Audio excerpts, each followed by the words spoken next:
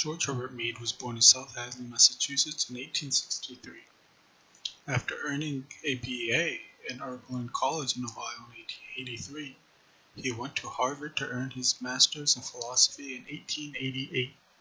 Later, he moved to Germany with a friend to pursue a PhD in philosophy and psychological psychology, then transferred to the University of Berlin to focus on psychological psychology and economic theory.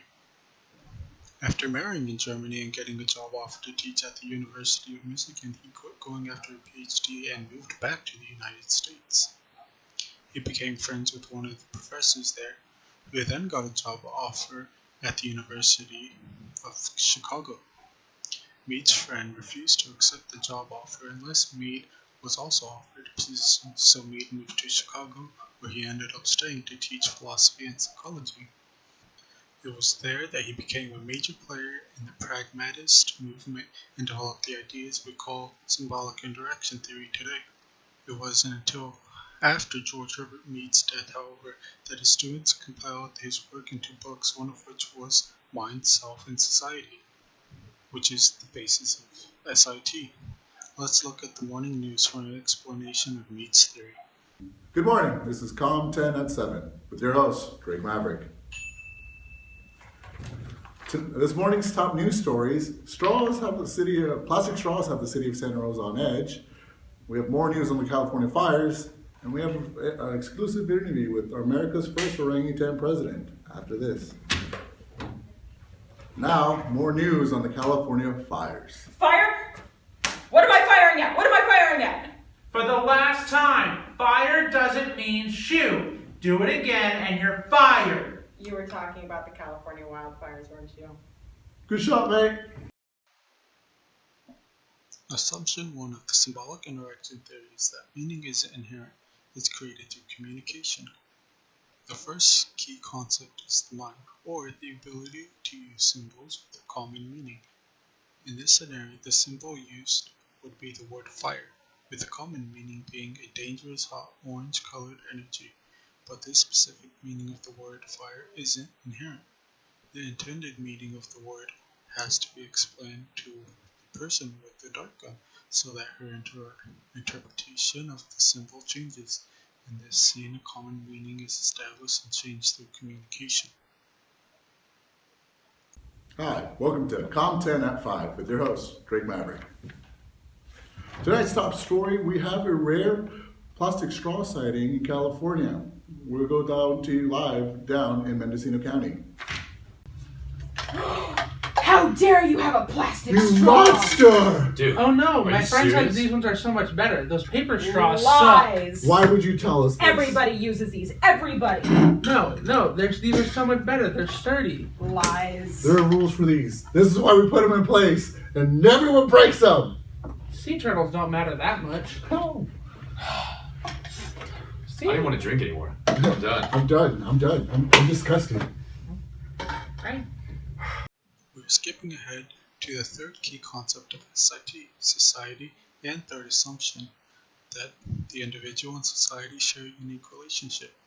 This assumption means that both personal factors and society norms can influence someone's behavior. Within society is a generalized other and a significant other. The generalized other is made up of the general rule and norms that apply to a certain setting or group of people. In this case, the generalized other would be the general population of the city, and the norm would be using paper straws. The significant other is made up of the people closest to you whose opinions you value the most. The significant other shown in the news story is Daniel's best friend, who told him that plastic straws are better than paper ones, which influenced Daniel's behavior enough that he broke the social norm. This morning, we have an exclusive interview with Chief Oompa Loompa himself, Donald Trump. It was conducted today by my colleague, Lexington Steele. Away we go. Thank you, Drake. Today we have Mr. Donald Trump, our president. Thank you. How are you? I'm good, thank you. All right. So today we are going over some viewers' questions as well as debunking some rumors about you. Are you ready to get started? Yes, let's do this. All right. So first question. Mr. President, how do you achieve the perfect puffy Cheeto aesthetic? I'm not sure I understand your questions. What I'm trying to say is, how do you get that, orange tint to your skin? Oh, I see. Well, Trump Tower, it's huge, and it's got the world's best tanning salons. So, Trump Tower. Okay, so CNN reported that Putin is living inside your toupee. Do you have any comments on this? First of all, this is not a toupee. This is fucked up, Cynthia.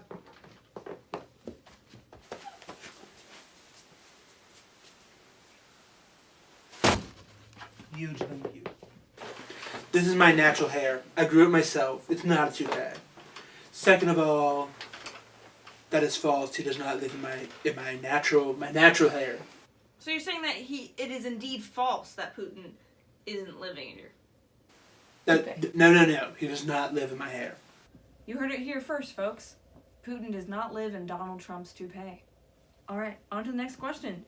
Do you know what a 1044 tax form is? Whose taxes? I never heard of her. She sounds like Rosie O'Donnell. So you don't do your own taxes? No, I hire the world's best CPS people to do my taxes. So moving on to more serious topics. When can the American citizens expect work to begin on the promised road? Hello,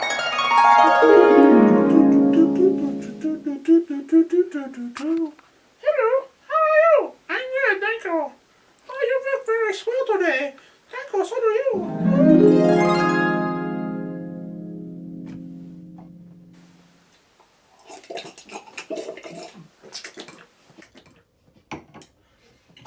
Next question. Okay. During your political campaign, you promised the working class citizens you would bring in more jobs. How do you explain GM's closing of 2 plants and the laying off of thousands of workers? First of all, it's just a minor setback in the grand scheme of things. It's like a little baby step backwards. It's not even a huge deal. Second, I have a huge name. I just like a huge amount of force behind my name, but I don't make GM's decisions for them. GM makes their decisions. You're fired.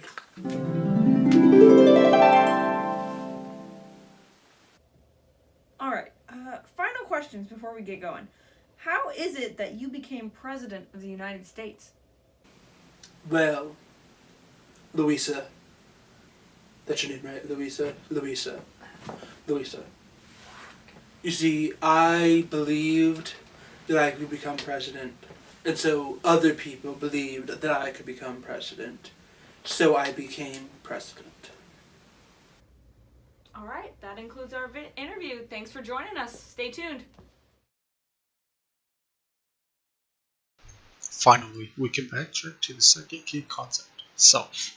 The self is our ability to reflect on ourselves from the perspective of others.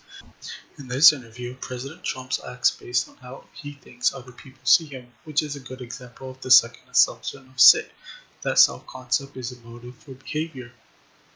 Also tied in this concept and assumption is the idea of a self-fulfilling prophecy. This says that how we think others may view us affects our behavior so much that we grow to fit what we think their expectations are. In this case, President Trump's supporters believe him to be a great president, so he believes that he is a strong president and acts the part that his voters expect him to be. Another concept is that of the I and the me. The I is the part of the self that is impulsive and doesn't consider society's rules or others. The me balances out the I by being self-conscious and taking social norms into account when deciding on a course of action. In the case of this clip, we see a part that Donald Trump succumbs to the I and daydreams during the interview, completely missing a question, whereas society would expect him to answer the question.